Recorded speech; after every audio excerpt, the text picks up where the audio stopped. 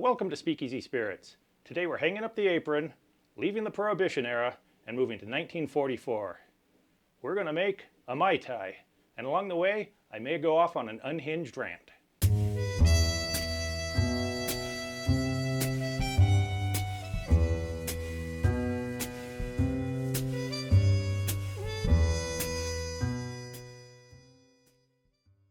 You may be wondering why there's so many bottles of rum in front of me. Well, we'll start with a little Mai Tai history. The first Mai Tai comes from 1944 at Trader Vic's, and they used a 17-year-old Jamaican rum. They quickly ran out of that, and by the 1950s were using a 15-year-old Jamaican rum. But as supplies of that started to grow short, they started to blend rums. Today in Tiki bars, it's not uncommon to see a Mai Tai recipe with 2, 3, even 4 different rums. They blend together trying to either recreate Trader Vic's original recipe or to come up with their own unique flavor profile. So we're going to take a look at a couple of different rums in these Mai Tais, try out a few variations. Since the original recipe called for a 17-year-old and then 15-year-old rum, we're going to stick mostly to aged rums. I do sometimes add a little white rum. Depends on what flavor profile you're going to go for and what you like in your drinks. There are some rum brands that have tried to recreate the flavor profile of those original rums. One of them is this Denizen Merchant's Reserve 8-year. I happen to be out of it at the moment, but this tries to recreate the 1950s blend, the second recipe that Trader Vic's used. Since the original 1944 Mai Tai recipe called for an aged Jamaican rum, we're going to start with this Hamilton Pot Still Black. This is a Jamaican rum. Jamaican rums tend to have some overripe banana flavors, what people generally refer to as a funkiness to them. And then we're going to balance that out with a bit of this Demerara rum. The original Mai Tai starts with 3/4 of an ounce of lime juice.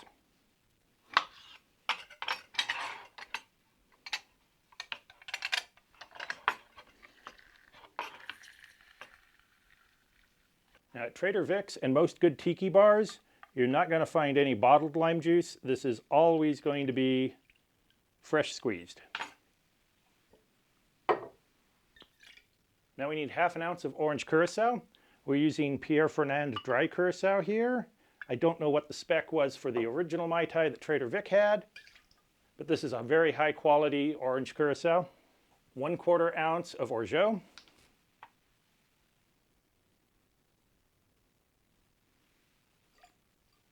And 1/4 ounce of simple syrup. Now we need a total of 2 ounces of rum. We're going to go with 1 ounce of this Demerara rum and 1 ounce of the Hamilton Pot Still Black. This is the Jamaican rum that's got a bit of a funk to it.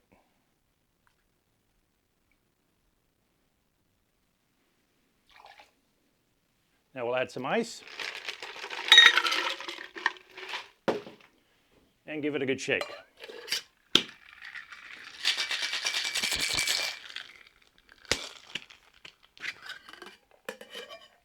A lot of bars will serve this on crushed ice or smaller cubes.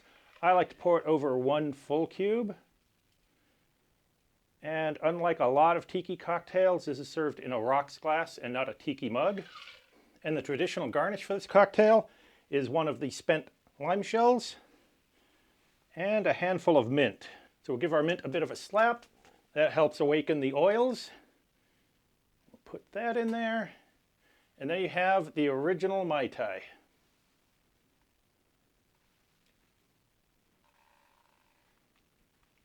It's a simple recipe, but you get all of the flavors. First thing you get is the smell of the mint, then you get the lime, the orange, some of the almond flavor, the funkiness of the Jamaican rums, a bit of that overripe banana flavor in the background. This is definitely one of my favorite cocktails, but it's also a good launching pad for trying out new variations. So let's talk about variations of the Mai Tai. A lot of bars and restaurants will have some really bad takes on Mai Tais. I've had anything from a bright red Mai Tai that tasted like Hawaiian punch to something filled with 4, 5, or even 6 different fruit juices. The Mai Tai is actually a very simple cocktail, and the more you add to it, the more you take away from it. Lime juice is definitely essential in this. That's really the backbone of this cocktail. The orgeat is another irreplaceable ingredient. It adds a texture and flavor to this cocktail that you just can't get from anything else. I've seen a lot of bars and restaurants add amaretto in its place, and it's just not the same. Another mistake a lot of bars make is an overly sweet Mai Tai. I've seen bars that use Malibu rum in their Mai Tais, and that definitely makes it way too sweet. It overpowers everything else. One of the iconic features of a Mai Tai is the tartness of the lime juice, and when you go too sweet, you obliterate that tartness, and it's just not a Mai Tai anymore. Now on this channel, we're all about variations. We always take a classic cocktail and try to do something new with it. But if you're going to do that and you're going to stray too far from the original, give it a new name. When you call something a Mai Tai, you set an expectation. And when you get a sugary, bright pink drink, that's just not a Mai Tai. So let's take a look at a Mai Tai variation that did it right. This is the well-oiled Mai Tai. We're going to need 3/4 ounce of lime juice again, 1/2 ounce of orgeat,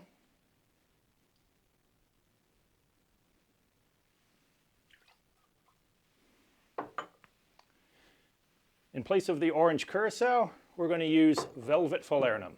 This is a spiced liqueur. It's mostly cloves, cinnamon, a lot of Christmas baking spices in it.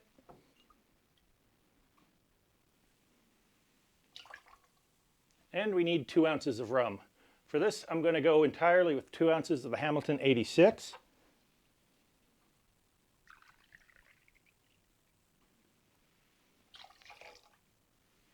Add some ice. And give it a good shake.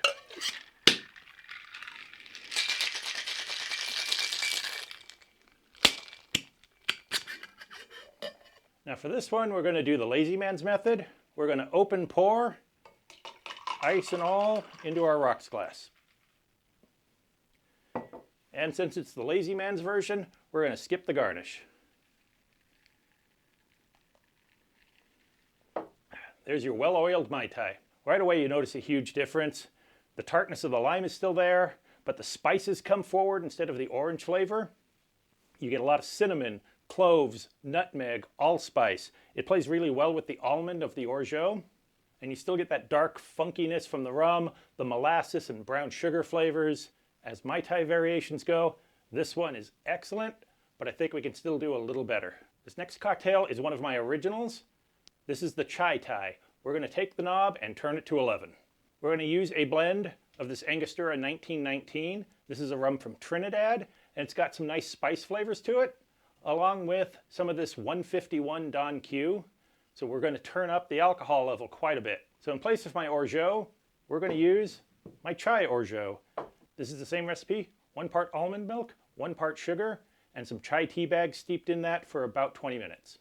And then for our liqueur, we're going to crank up the spice flavor even more with this St. Elizabeth allspice dram. This is mostly a nutmeg flavored liqueur, so we're really going to crank up the spices in this too. Once again, we start with 3/4 ounce of lime.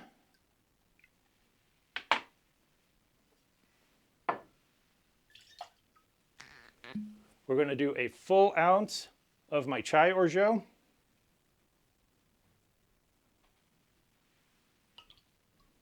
1/2 ounce of allspice dram.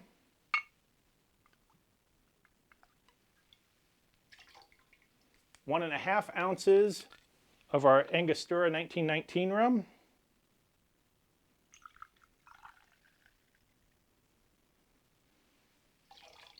And 1/2 ounce of our 151.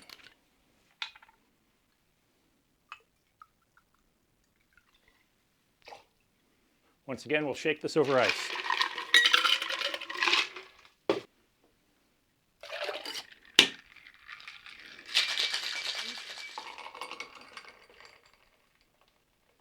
And open pour straight into a rocks glass, no garnish. All right, if you really like spices, this is the Mai Tai for you. You get that chai flavor along with the additional nutmeg. There's plenty of sweetness from the orgeat, but you still have tartness of the lime. It's still identifiable as a Mai Tai, but it definitely is going down a completely different path.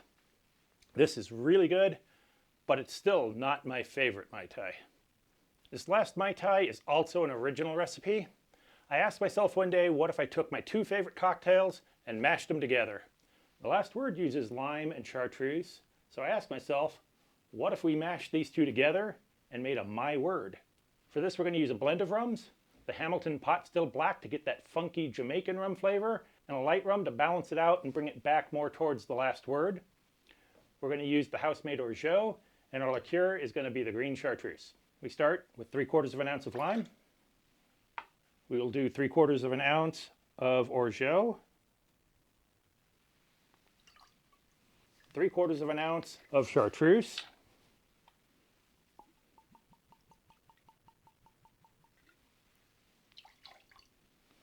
three-quarters of an ounce of our light rum,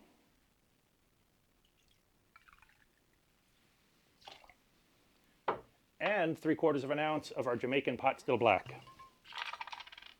Now I went all 3/4 of an ounce because the Last Word is an equal parts cocktail.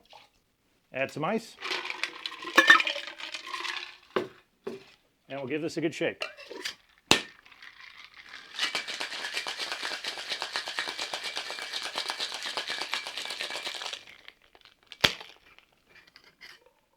Now to honor both cocktails, we're going to use the glass of the Last Word, a coupe glass. And we're going to serve this up by straining it into the coupe.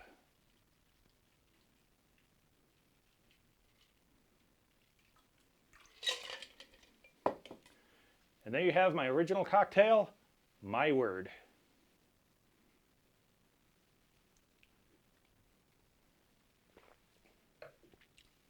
That is so good. Right up front, you get hit with the herbal notes of the chartreuse, followed by the overripe banana of the Jamaican pot still rum, some of the creamy texture and the almond notes of the orgeat.